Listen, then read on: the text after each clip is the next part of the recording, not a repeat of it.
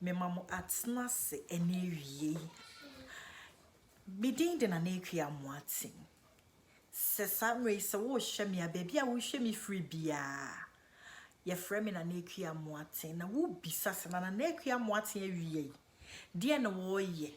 e wo me phone so ana me TV so. Baby a wo hwe me free bia. Na nekua moatin enne awie me wo hanom se me ne wo ba be twetwe nkomo bi. Me wo hama ye maame nom. Me wo hama me nua maanom. Me wo hama ye mama no. Enu nti na me wo ha. Me wo hama ye mama me nuanom ene ye maame nom efri se me pese me ka etrinwi ho asem. Se de ye betimi ebeboa ebema ye ntrinwi ebefu na ebeye nome. Ene Brazilian hair yi ne boya den pa nanso so eji yen sika nyina ye de sika nyina eto Brazilian hair if you say ye ma ende ye se ye bebo life me say me pe Brazilian hair me pe nemu me pe se ye ade bi ma ye ho say ye be Brazilian hair ye be wig ni nyina nemu say ye two wig no so de a na e wo say yen tiri na wo wig ne so ase no eno so eye kama no me fe said ye be ya wig no embassy ye tupe na enie na aye bibi basa obi se wo ye mbone a me two wig mamo me ye mane mbasa enti ye ne dey ye nchere ho kra ye mfa nhyehyɛ so ade ba ko a edikan me pesa me ka ho asem eye ensuo ya yanumi said you nyankopon ye ni padua no o 60% ewo ye ni padua no eye nsuo nti e kire se wo hia nsuo na ebe nourish organs no ebe hydrate wo trinwi no efri wo like internally ebetimi ama wo trinwi na ebe ye no nome said ebe ye wo trinwi no enye nwensen na enye dendenden because trinwi ni anwensen na dendenden dia unim de esie ebubu enu ntimi ye trinwi bubu sa me nuanum manum bi se me de me trinwi mfuo debi obi a trinwi fu se wo hye enhyehyemu a ye no na se wo kan bia be hu se researchers no on say averagely like any pebianke ya say nyina half of an inch and a ye trinwi no efu intinka bosumi bia anye bia no inch half for the efa de utrinwi ne befu inti ye de kwa afimu ni nyina na che say inch nsia 6 inches and there is nothing like me trinwi mfu get trinwi no efu nemum die ne ebe ya ebe ma etinwi na efu no ye be hu se ewo ho eye tenten me di mfie miensa ena aye mitri ho adwuma obi hwe me sesi ye mitrinwi no eye natural ene gusi memfa enkekaye bianka ye chemicals bia ne mitino mianka sama ka kire me ho se menye sa e free enuama mesua na me hu yare ahodo a chemicals no e de brain ti no me chai sa nuama no nyina enfie miensani chemical bia ne mitrim in fact enfie enum na emom enfie mienu a na edikan ne de na me hu so enu nti no e ma ne ye den ma me pa benfie miensa e free 2017 no me twa me trinwi egu na me start foforo me shasia foforo na me ka chem so me sua na maye na me sua na maye na maba bidru samre na me se ye nua no mu bebre hia sa because ene obi asa me ko natural enso be hunu na trinwi na ye bibie wo enti enu nti na me di ato me ho so se me body ro na ye nyina ye be hu se de ye besifa be yiti ne ye ma ye nyina ye hu ye fa ne ye bomu a na ne ye na ma ne ye nyina ye confidence so we hu enti ensio as you go through your day no wonam na wo kona bisa wo ho se enema no nsuo na ensio eye ebe ma wutrinwi efu taka de etosu bi eye ye nuane a ye di no Obroni beka say you are what you eat. de ye di no eno a o ena eba abontin o de ye di na no a enti se wodidi ya wotrinwi na efuom kra na ebekire o skin no ebekire oni pedua na ebekire enti de ye di ehu hia ye trinwi no obroni ka efre bibi protein. Your trinity is made up of protein, any trace minerals. Protein, no percentage, no dorsal. We because na protein, no cranny, protein, a bini kosia. And then ya ye and ponche and kukoi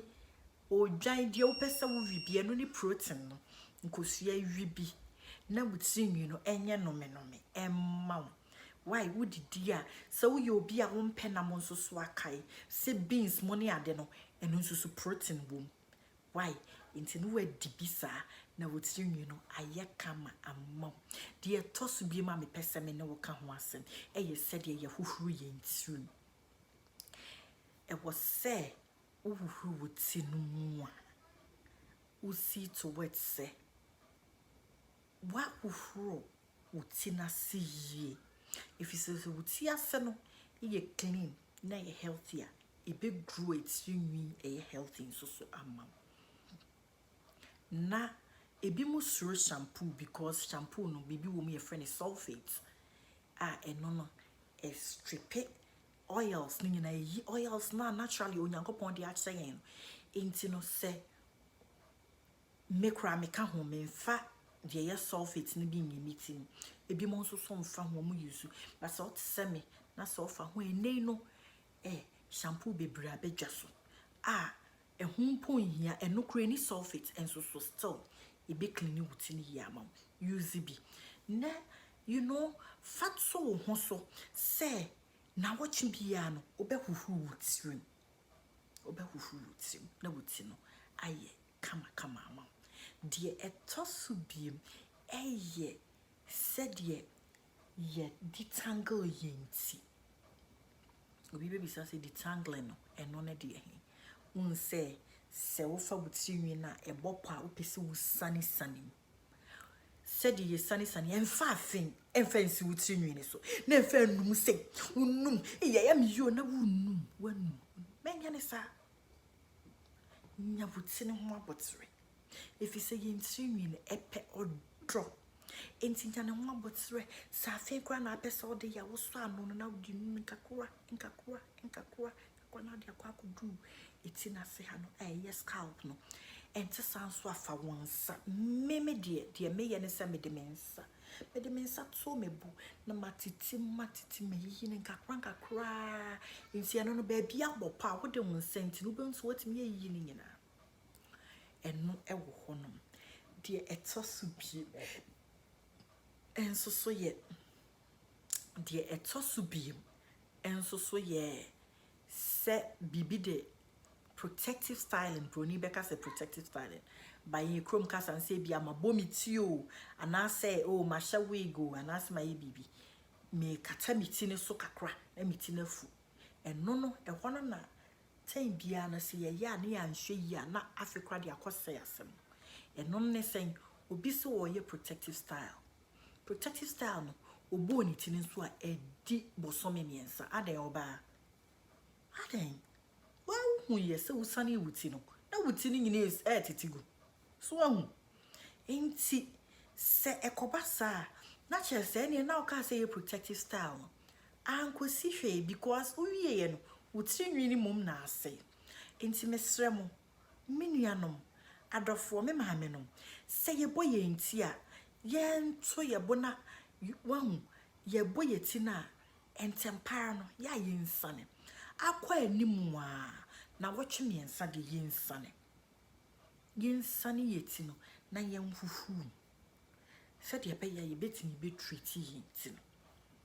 se ye pese ye trinwi fudia die esato subiem enso ye say abripia wo be wo tiri mu no treat wuti no deep treatment wo be timi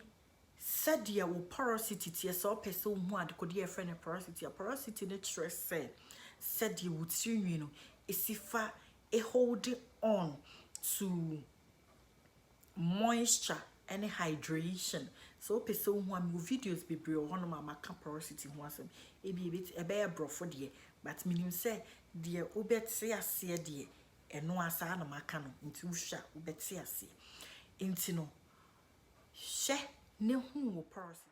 se wo hu se de wo porosity sifatia e be boa mo hu treatment no de wo se wo ye ne dodo obi ti say me say me porosity ne ye low porosity nti say deep treatment no say me kan say protein treatment or and moisture treatment no me ye moisture treatment more say obi a porosity ye higher or no be protein ne more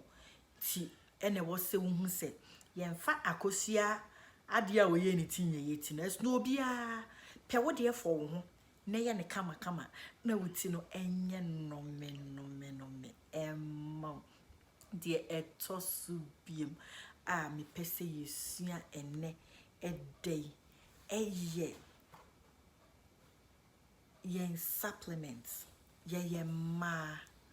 yen supplements no aya yen febi why say vitamins febi na emwa ufa vitamins a ebe wow ama mutimi no efu kama ene me mfa wo mre bebre ne momo ne oma bebre ne wo hye efa kwan ya befa so abema wutimi ne fu enti so fo se video ekowie na ne oma mako bi wo befa e de ato ho so na wo besua na wo be ye dia na ne ma be thumbs up na ma me thumbs up ne so so a wo subscription button na wo hokoko na se wo se de obey na e bia wo de hye bi ofie betimi aboa moye monkwa na monkwa press so wo press so abon sa adoma ne beba adoma ne de edi kan no wo de won saka so a anasa se wo press so a wo be hu se afie free na ekoi no video bia me de beba abonte no won sa be kan wo de na won sa be kan wo de na waye ebeye insurance ama ifi se eyade a me de me hu asuo se me bode rama me nuanu mu nyina ye tirinwi no ebefu enti nioma kakra yi e na mate ani a kiro bebre wo ho to come na se wo bibi nsna kire wadwen so a emane how kra don't hesitate jame comment wa ase ho no de wo be jame no meba ba kire mu ye a kiro why me pese video ni bewa nemu ensem ni bebre ho as we go on week by week ubun sem di bebre eba we did the different ones ebeba na as you go through the weekends so na ema wo remfi nyankopon ne wo boss ro boss asase de ade nyina ye ne dia de se ya nkyere no a ye be passion no ema wo remfi no mani hu se bodam na ono so be ka ho ono benante na kai se wan kasa no yenhyira ema afofo medomo pa bye bye.